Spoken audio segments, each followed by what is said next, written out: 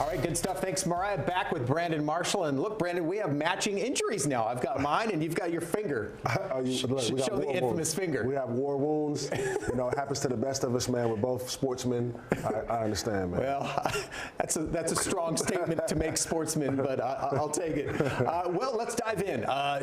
We are now just 5 weeks away from the big game right here in Las Vegas. Of course, you've been to that game a couple times. Your Denver team won it, that Peyton Manning team. What's kind of the mindset of a team knowing that that's the goal and it's achievable for your team? Interesting enough, I actually had a dream about it last night. Really? That we won it again against the same Carolina team, which was kind of weird. But the mindset is you go in and you just try to do your best one game at a time, one practice at a time. But the closer you get, you just can't help but get excited, right? You get excited and you understand that these games, right, are coming down to it's about who makes the least amount of mistakes. Right. You know what I mean? Who makes the least amount of mistakes? And so while we're prepping all throughout practice and we understand we're playing the game, you got to just play the cleanest game that you can play.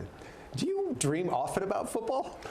Sometimes, every now and then it'll come on and off. But yesterday I was literally in my orange jersey, and we beat Carolina, and I was dancing, and it was wow. Oh man, I really woke up and I was like, man, I missed the game. I mean, you look like you could still play. So hey, Denver, if you need some help, give them a call. All right. So I mean, right now it looks like we have two pretty dominant teams, right? Baltimore and San Francisco. Yeah. Do you see anybody knocking them off on the road to Las Vegas? Yeah, I mean, well, on the AFC side, I would say Cleveland is a team to really watch because that team is scary with the #1 defense, and Joe Flacco is playing out of his mind. He's playing out of his mind. The last 4 games, 300+ yards.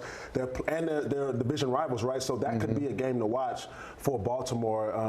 They have to be on their P's and Q's because that team is really hitting all cylinders right now. What about on the NFC side? Do you see anybody knocking off San Francisco? The NFC side, look, Philadelphia has kind of just plummeted, right? They've kind of plummeted. I know San Francisco has home field advantage, so that helps because Dallas can't play. There's 2 different teams on the on the road and at home. So I'm not a believer in Dallas.